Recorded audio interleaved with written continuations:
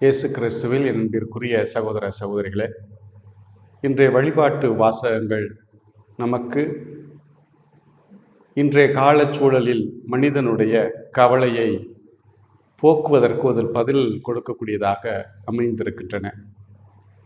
முதல் வாசகத்தில் எஸ்யா இறைவாக்கினர் கடவுள் எவ்வாறு அசீரிய அரசரை ஒரு ஆயுதமாக பயன்படுத்தி இஸ்ராயல் மக்களுடைய நம்பிக்கையின்மையை களைவதற்கு பயன்படுத்துகிறார் என்பதை எடுத்து காட்டுகிறார். இஸ்ராயல் மக்கள் கடவுள் மீது கொண்டிருந்த நம்பிக்கையை குன்றி தான் விரும்பிய போக்கில் வாழ்ந்து கொண்டிருந்த மக்களை சரி செய்வதற்காக, நேரிய வழியில் நடப்பதற்காக, கடவுள் கற்றுக் கொடுத்த வழியில் நடந்து அன்பை, அரவணைப்பை, உறவு பரிமாற்றத்தை மீண்டும் புதுப்பித்துக் கொள்வதற்காக விரும்புகிறார். அவ்வாறு விரும்பிய பொழுது அவர் அந்த குரலுக்கு, கடவுளுடைய குரலுக்கு அவர்கள் செவிசாய்க்கவில்லை. செவிசாய்க்காத பொழுது ஒரு புற இனத்து அரசரை, அசீரியாவை கருவியாக பயன்படுத்தி அதன் வழியாக அவர்கள் நசுக்கப்படுவதையும், அவர்கள் ஒடுக்கப்படுவதையும், அவர்கள் நாடு அழிக்கப்படுவதையும் பார்க்க முடிகிறது. இதை கடவுள் எஸ்ஐ இறைவாக்கினர் வழியாக சுட்டி காட்டக்கூடியது, நான் இதை ஒரு ஆயுதமாக பயன்படுத்துகிறேன், என் மக்கள் நம்பிக்கையில் வளர வேண்டும், என் மக்கள் என்னோடு கொண்டிருக்கக்கூடிய உறவை புதுப்பித்துக் கொள்ள வேண்டும் என்பதை தெளிவாக சுட்டி காட்டுகிறார். அதே வேளையில் அசிரிய அரசருக்கும் ஒரு பதில் கொடுக்கிறார் இன்றைய வாசகத்தில். இது அசிரிய அரசர் தன்னுடைய வலிமையினால் நாடுகளை சூறையாடி இருப்பதும், நாடுகளை தன் வசப்படுத்தி இருப்பதும் என்று ஒரு மேம்போக்கான எண்ணத்தில் ஒரு வலிமையின் ஆதிக்கத்தை வெளிப்படுத்தக்கூடிய ஒரு அரசராக எண்ணுகிறார். அவ்வாறு அல்ல. இந்த ஆற்றலோ இந்த வலிமையோ என்னால் கொடுக்கப்பட்டிருக்கிறது, இந்த மக்கள் நம்பிக்கையில் வளர வேண்டும் என்பதற்காக கொடுக்கப்பட்டிருக்கிறது. ஆனால் தன் வலிமையினால் இதை செய்கிறேன் என்று உணரக்கூடிய அசிரியருக்கு அந்த அகந்தை எண்ணம், ஆணவ போக்கு, அதிகார மோகம் அனைத்தும் அழிக்கப்படும், அது தீ வைத்து அழிக்கப்படும் என்பதை எஸ்ஐ இறைவாக்கின் வழியாக இறைவன் சுட்டி காட்டுகிறார். இன்றைய காலச்சூழலிலும் இது ஒரு களி யுகமாக மக்கள் எண்ணுகிறார்கள்.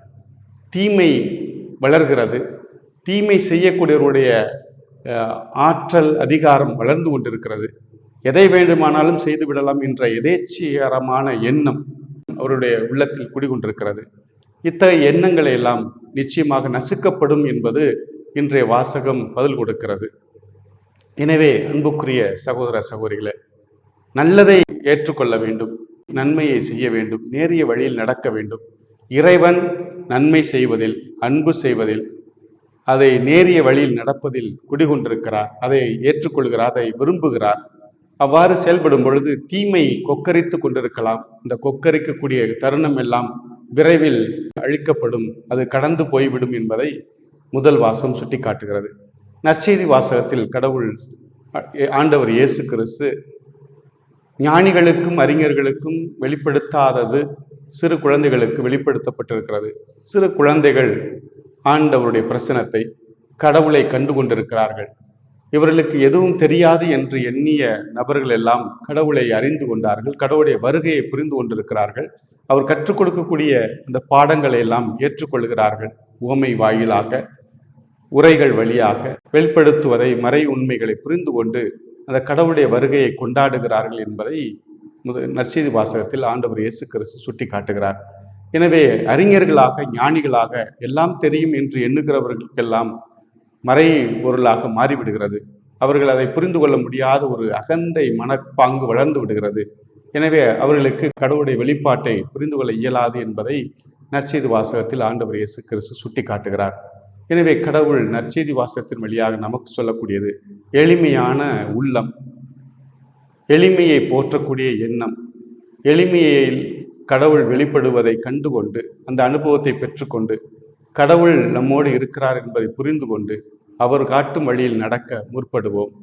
தீமை கொக்கரித்தாலும், தீய வழிகளில் பயணிப்பவர்கள் எல்லாரும் ஆணவப்பட்டு கொண்டிருந்தாலும், அதிகார எண்ணம் கொண்டவர்களாக இருந்தாலும், வலிமை படைத்தவர்களாக இன்று தோன்றினாலும் அவருடைய வலிமையெல்லாம் அழிக்கப்பட்டுவிடும் என்பதை புரிந்து கொண்டு நாம் நல்ல வழிகளில், மக்களை நேசிக்கக்கூடிய வழிகளில், கடவுளுடைய பிரசனத்தை புரிந்து கொள்ளக்கூடியதை அரவணைத்து புரிந்து கொண்டு ஏற்று வழிநடக்க இறைவன் தாமே நமக்கு அருள் புரிய வேண்டுமாய் மன்றாடுவோம். ஆமென்.